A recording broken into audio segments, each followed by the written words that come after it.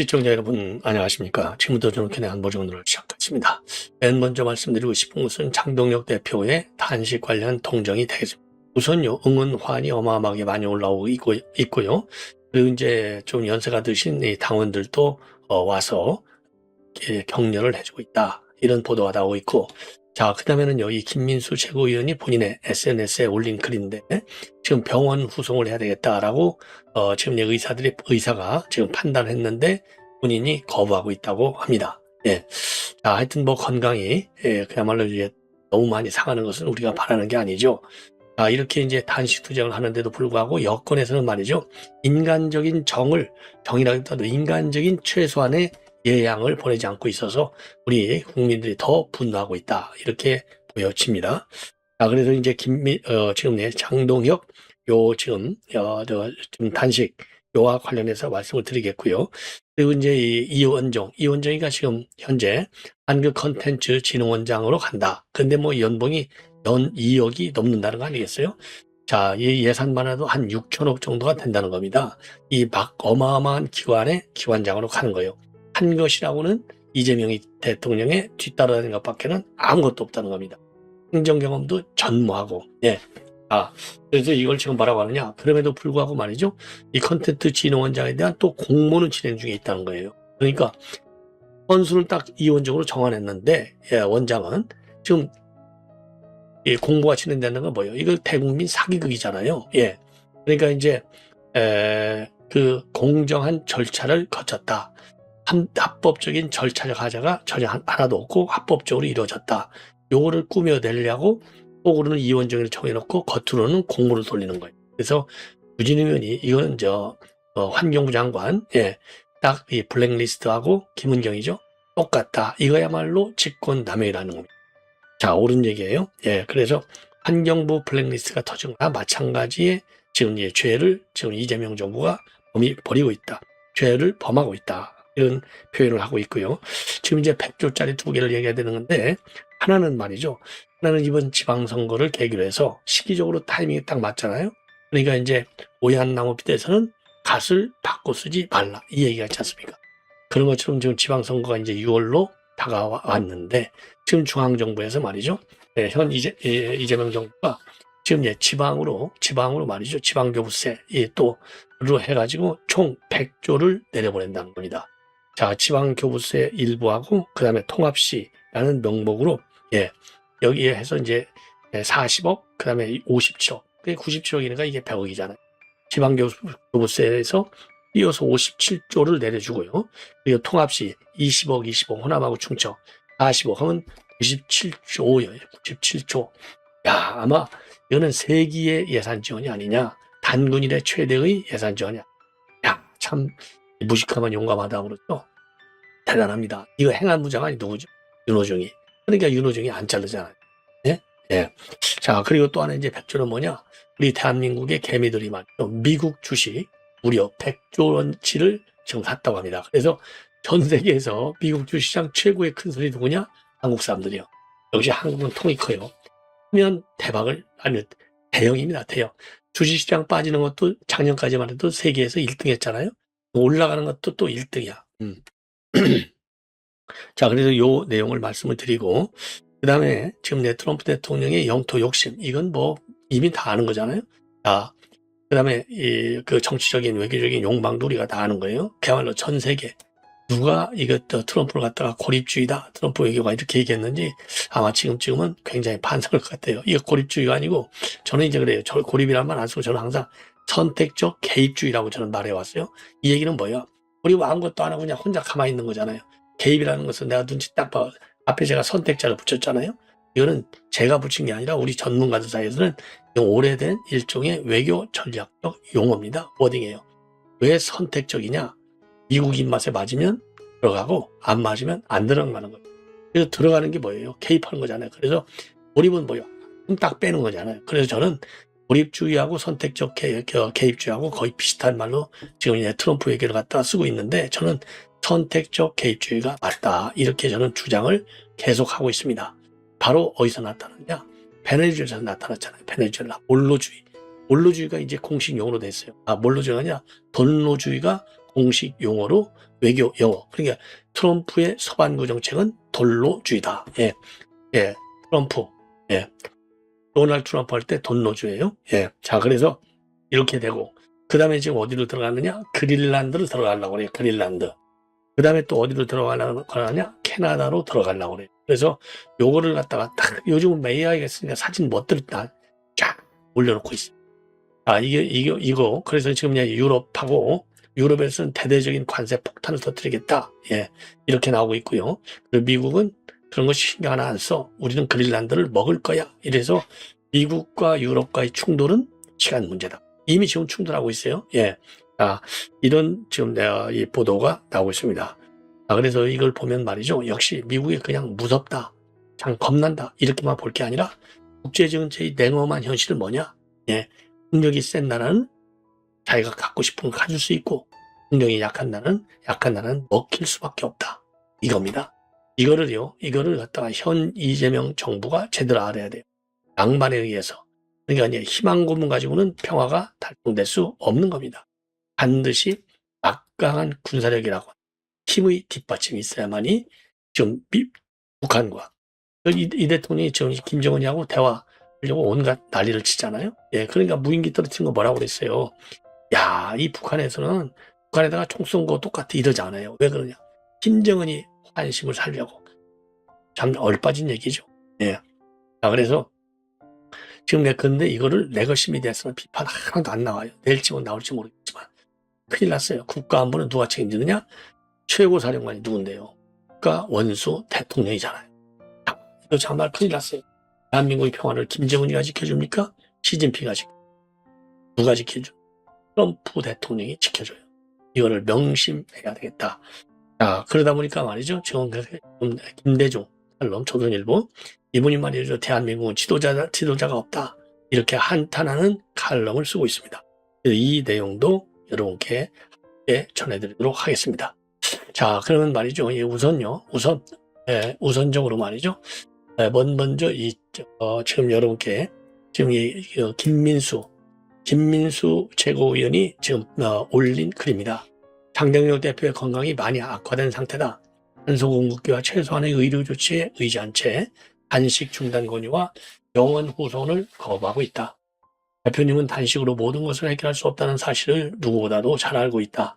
대한민국이 무너지는 것을 막기 위해 물러설 수 없다는 결심을 하고 있다. 대표의 건강이 무엇보다 걱정되고 이 싸움은 한 사람이 감당해야 할 싸움이 아니다. 장동혁 대표와 함께하고 그 뜻을 이어갈 우리가 있다. 부디 장동혁 대표께서 건강을 더 해치지 않도록 이제는 단식을 중단하고 다시 우리 곁에 든든한 버팀목으로 이 싸움을 이어가주기를 바란다. 대표님의 대통령을 위한 따뜻한 응원과 기도를 이렇게 되어.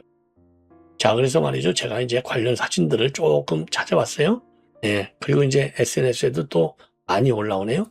이게 이제 장동혁 지금 수영을 안 깎고 이 투명한 게 뭡니까? 이 대통령이 과거 대표 시절에 단식할 때 이거 뒤에서 다 뭐 먹는 거 아니야? 의욕이 엄청 많았잖아요. 딱 찬물만, 이 물만 마시는 거예요. 자, 이걸 보면요. 지금 화환이 뭐 어마어마하게 지금 80여 개가 지금 화환이 왔다. 예, 이거를 둘러보고 있는 모습이 되겠습니다. 자, 그리고 이제 요 다음에는 또 제가 뭘 또 이제 죄송합니다. 예. 그리고요, 지금 이제 이거를 장동혁 대표 얘기를 하고, 그 다음에 이제 주진우 지금 이제 의원이 페이북에 글을 올려서 비판하고 있는 내용이 되겠습니다. 바로 뭐냐? 조금 전에 제가 말씀을 드린 대로 지금 이제 환경부 제2의 환경부 지금 이제 블랙리스트 사건이 터졌다. 이겁니다. 바로 이제 이원종이가 지금 이제 이 한국콘텐츠진흥원 원장으로 사실상 내정이 됐다. 이거는 이미 보도가 여러 차례 나왔죠. 저도 여러분께 일찌감치 요거를 소개해드린 바 있어요. 그래서 요 내용을 윤 의원이 맞죠? 예, 윤 의원이 강력하게 비판을 하고 있는. 그래서 이 내용을 보면 이미 여러분께 말씀드린 대로 이거야말로 제2의 환경부 블랙리스트다. 그래서 공모 절차가 진행 중에 있는데 보훈인사로 사실상 내정을 한 것이면 공공기관장 공모제를 무력화하는 것이다. 당시 환경부 장관은 아칠산함을 정해놓고 공모 절차에 관한 직권남용 범죄로 징역 2년이 확정이 됐다. 이원정은 배우다. 행정과 예산 집행 경험이 없고 최근에는 이재명 후보 따라다니는 거 외에는 별다른 활동이 없었다. 연간 6천억 원의 혈세를 배정하는 자리. 뼛속까지 이재명을 외치는 이원정 같은 사람이 아니라 정치 편향성 없는 전문가를 임명해야 된다. 정치 이념에 따라서 예산을 배정한다면 문화예술계는 골병이 든다. 골병이 든다. 이렇게 입장문을 내놨습니다. 자, 그래서 말이죠. 여기에 지금 이제 어마어마하게 지금 또 논란을 이야기하고 그런 상황이 되겠습니다. 자, 그 다음에 이제 주진우, 그 다음에 이제 백조를 여러분께 말씀을 드리겠는데, 이거를 매일경제신문이 대대적으로 비판하는 기사를 올리고 있습니다. 백조, 어마어마하죠? 자, 선거인정 우리끼리 남겨놓고 국세 백조를 떼어서 지방으로 돌려주겠답니다. 그래서 이제 지방에 돌려줄 수 있는 돈이 지방교부세가 있고 지방소비세가 있어요. 그래서 지방교부세 57조. 그래서 통합특별시는요, 충청도에 20조, 호남에 10조에서 40조. 그러니까 97조를 갖다가 내려보내는데, 지금 이게 뭐냐, 지역 균형 발전을 명분으로 해서 지금 이런 어마어마한 중앙정부 예산을 내려보낸다는 겁니다. 야, 기가 막히죠. 그래서 말이죠, 지금 이제 이 국회 예산정책서에서 예산정책처, 여기서 이제 수집을 한 것 같아요. 그래서 지방교육세를 인상하면은 지방교부세율을 인상한다는 겁니다. 향후 5년간에 걸쳐서 57조의 중앙정부 재정이 지방으로 이전된다는 겁니다. 그만큼 중앙정부 세입은 줄고 대신에 지방자치 사입이 늘어나는 것이죠. 네. 자, 그래서 지금 이제 이 돈이 이렇게 많이 내려가고 지방교부세, 그리고 지방교부세 또 인상을 이미 공표를 하고 있습니다. 자, 그래서 지방교부세를 인상 시는 매년 10조 이상의 중앙정부 재정이 지방으로 이전되는데, 지방소비세율까지 인상하면 지방으로 이전되는 재원 금액은 커지는 거예요. 어마어마하게 커지는 것이죠. 예. 자, 그래서 2010년도에 이 지방소비세율이 도입이 될 때는 5%였지만은요, 지방소비세율이 지금 이게 20% 이상으로 늘어났다는 겁니다. 자, 그래서 그리고 이제 이거 말고 지방교부세율, 지방소비세율, 이거 말고서도요, 행정통합 인센티브를 준다고 그래서 지금 내 통합특별시에는 연간 최대 5조, 4년간 20조. 그러니까 충청도하고 전라도 두 개를 합치면은 4년간에 걸쳐서 40조가 투입이 되는 겁니다. 예. 자, 그래서 이제 지역균형 발전 당연히 필요하죠. 그런데 지금 그러지 않아도 말이죠, 국가 부채가 이제 60% 이상으로 넘어간다. 예, 이런 우려가 있지 않습니까? 이런 우려가 있음에도 불구하고 이 더군다나 선거를 앞둔 시점에 이렇게 많은 재산을 내려보내 정말 나라 거덜내 먹는 것이죠. 여기에 대한 견제와 비판이 지금 굉장히 필요한 상황이 아닌가, 이렇게 판단이 됩니다. 자, 그야말로 나라 곳간을 거덜내는 포퓰리즘의 민낯이다, 이런 비판이 나오는 겁니다. 자, 이거 정말 큰일 났어요. 예, 오늘날 우리가 말이죠, 지금 이 국가 부채, 재정 건전성이 지금 무너지고 있는 데 대한 국내외 전문가들의 우려가 굉장히 큰 시점이 아니겠습니까? 포퓰리즘으로 나라를 말아먹는, 베네수엘라 말아먹은 거 우리가 다 봤지 않습니까? 어디 베네수엘라 뿐입니까? 네. 자, 그래서 그럼 대안이 뭐냐? 이 최인식 칼럼니스트는요, 대안으로 첫째, 지방 이전 재원은 조건부, 그 다음에 성과 연동형으로 전환해야 된다. 현금살포 지자체에는 교부세 삭감이라는 명확한 페널티를 부과해야 한다. 둘째, 중앙정부는 지방에 돈을 넘기기 전에 국가 필수기능, 즉 반치안 소방부터 안정적으로 보장해야 한다. 넷째, 행정통합 인센티브는 총량을 법으로 제한하고 산업, 일자리 창출 성과가 없는 통합에는 지원을 중단해야 된다. 넷째, 선거 전 현금성 정책에 대해서 재정 중립성 심사제를 도입해야 한다. 자, 그래서 선거 때만 되면 자기 돈처럼 쓰는 거, 이거 막아야 된다는 거예요. 그렇지 않으면 대한민국의 미래가 없다. 이 빚은 결국 우리가, 그리고 우리 아이들이 갚게 되고 정신을 차리고 투표할 이유는 단 하나, 포퓰리즘은 공짜가 아니라 그냥 비싼 청구서이기 때문이다. 아주 옳은 얘기를 했어요. 아주 옳은 얘기.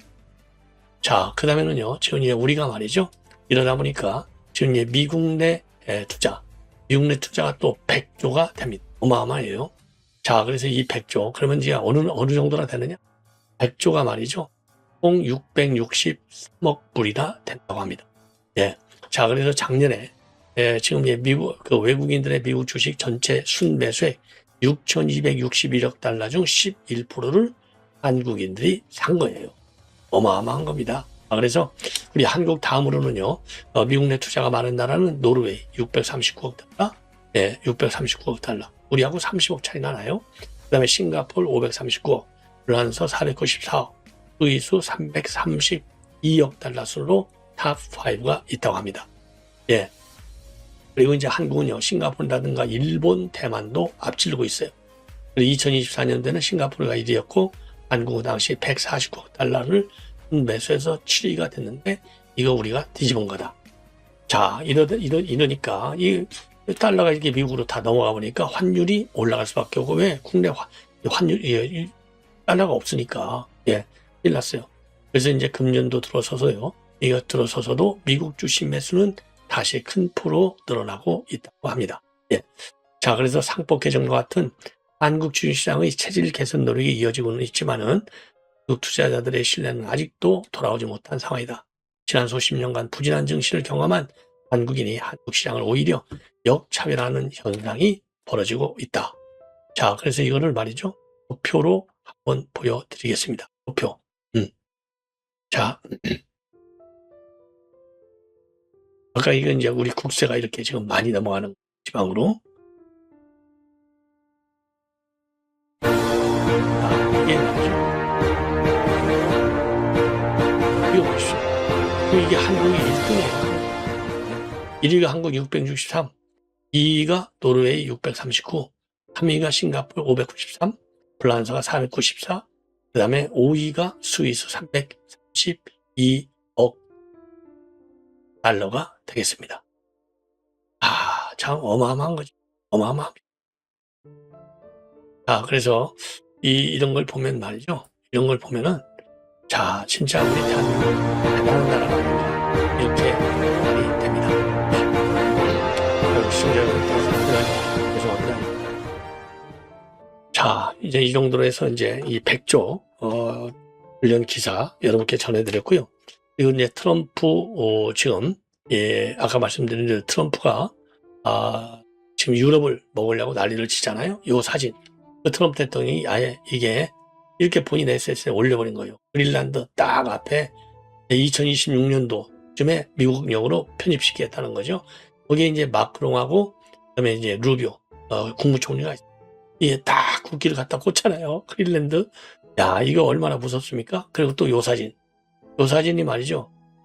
우크라이나 평화협정 하려고 그때 트럼프 대통령이 유럽 지도자들을 딱 불러다 놓고 트럼프 대통령한테 교육받고 있잖아요. 당을 받고. 자, 그래서 유럽 정상들이 이거 굉장히 조심심이 상다. 이건 유럽 정상들에 대해서 상당히 트럼프가 모욕적이었다. 이런 얘기까지 나오고 있는 상황인데, 이 사진을 이용해서 지금 그린란드에다가 지금 조금 전에 말씀드린 대로, 그린란드 이거를, 그러니까 지금 유럽이 지금 난리가 났습니다. 난리가 났습니다. 그래서 이러한 트럼프의 영토 욕심, 이 영토 욕심 지나치다. 이런 지금 평가가 나오고 있는 그런 상황이 되겠습니다. 근데 이 국제 정치는 이제 힘의 정치라고 하지 않습니까? 힘의 정치. 이걸 어떻게 하겠어요? 힘의 정치인데. 그래서 이제 요게 말이죠. 요게 지금 이제 많이 논란이 야기되는 게 하나가 되겠습니다.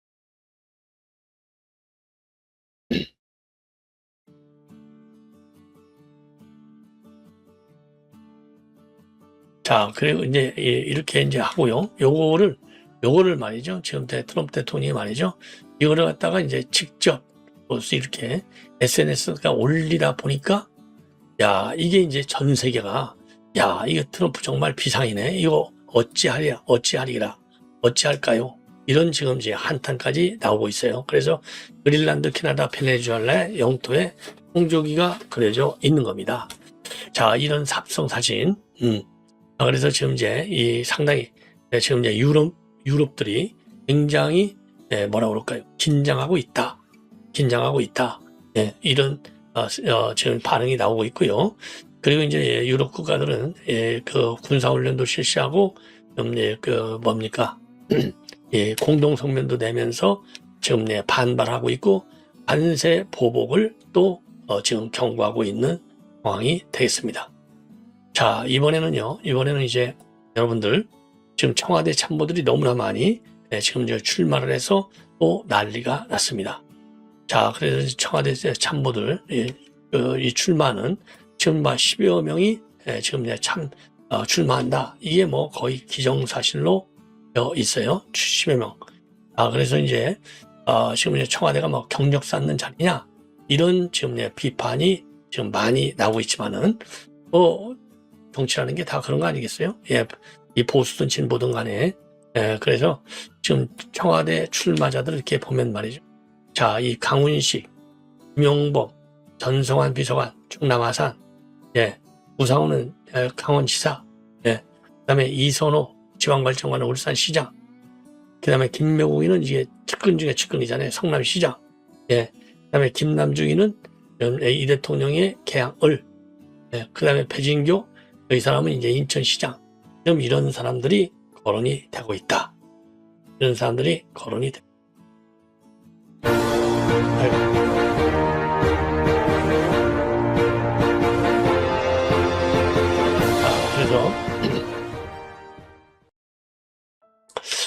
그래서 이제 이 청와대 출마하는 사람들 이게 이제 논란이 많이 되고 드리고요. 그다음에 김대중 칼럼 나라의 지도자가 없다. 이 칼럼이 지금 오늘 베스트 칼럼 중에 하나로 되어 있어요. 그래서 요걸 보면은요, 요거는 이건 조금 이제 논평할 내용이 좀 많아요. 그래서 이거는 내일 여러분께 말씀을 드리겠고, 김주아주 유명 앵커죠. 전 남편과의 좀 이혼 스토리, 그리고 이제 또 본인이 모욕적인 그 전 남편한테 당한 얘기, 이거를 유튜브 채널인 MKTV 김비영 TV에 출연해서 본인의 이야기를 지금 쫙 내놓고 있습니다. 자, 그래서 말이죠. 전 남편 때문에 경찰서에 가서 마약 검사까지 받았는데 아주 치욕적이었다. 이런 얘기를 하고 있어요. 그래서 이혼 소송이 3년 정도 걸렸고 양육비는 한 푼도 못 받았다. 그쪽에서 한 번도 아이를 만나러 온 적도 없고 양육비를 준 적도 없다. 제가 들은 바로는 전 남편이 저에게 양육비를 충분히 주고 있다고 주변에 얘기한다고다. 그러나 저는 이혼 소송 후에 그 사람 손으로 한 푼도 받아본 적이 없다. 그러니까 진행자인 김미경이가 말이죠. 좋은 대학 나오고 직장 멀쩡하고 잘생기고 남들이 볼 때는 괜찮은 남자인데 보기와는 다른 사람들이 있는 것 같다라고 하니까 김주아 앵커가 제 전 남편이 그런 편이었다. 이 친구가 걸리는 바람에 저까지 마약 검사를 받으러 간 적이 있었다. 그러면서 머리카락을 150개 가닥이나 뽑고 소변도 담아야 한다면서 혹시나 남의 담지 않나 싶어서 여경이 화장실 앞에서 보면서 서 있더라. 내가 평생 경찰서를 출입했어도 취재를 위한 것이었지 조사를 받으려고 출입한 적은 없었다. 너무 자존심이 상했다. 이렇게 밝히고 있어요. 자, 그러면서 경찰에서 전 남편이 변호사를 부르더라. 저는 잘못한 건 없으면 음성 나올 텐데 왜 부르냐고 했다. 전 남편이 제 성수리에 뽀뽀를 하면서 당신을 위해서라고 하더라. 얼굴이 알려진 김주아가 이제 경찰서에서 조사받는 사실이 알려지도록 하기 위해서 변호사를 부른다는 의미였다는 겁니다. 기가 막히죠. 그래서 옆에 있던 이 마약 수사대분들이 저런 남편이 어디 있어? 이런 눈으로 저를 부러운 듯 쳐다봤다는 거예요. 1시간 전만 해도 저에게 물건을 집어던지고 폭행하는 사람이 그러니 저는 얼마나 소름 돋겠냐. 이런 경험을 했기에 겉으로 티나지 않게 폭력을 휘두르는 남자들이 많다는 걸 안다. 그러면서요. 가정폭력을 겪는 이들에게 돈을 해달라 이렇게 앵커가 얘기하니까요. 우선 당장 그 집에서 나와야 한다. 가정폭력 피해 사실이 알려지면 이혼녀로 낙인 찍히고 자신을 있는 그대로 봐줄 사람이 얼마 없어서 숨길 수밖에 없다는 이야기를 들었다. 그럼에도 불구하고 내가 나 자체로서 사회적으로 인정받을 수 있는 여성상을 만들었으면 좋겠다. 참고적으로 김주아 앵커는 2004년도 결혼해서 슬하에 1남 1녀를 두고 있고 9년 만에 2013년도에 이혼 소송을 제기했으나 제거했고 동시에 그 남편이 자신과 자녀를 상습적으로 폭행했다. 그래서 고소 조치를 했어요. 당시 경찰은요, 요 남편이 대마초를 피웠다는 제보를 받아 조사했고 국립수사 과학수사연구원 분석 결과 남편도 음성 판정을 받았다고 합니다. 예, 참 이게 말이죠.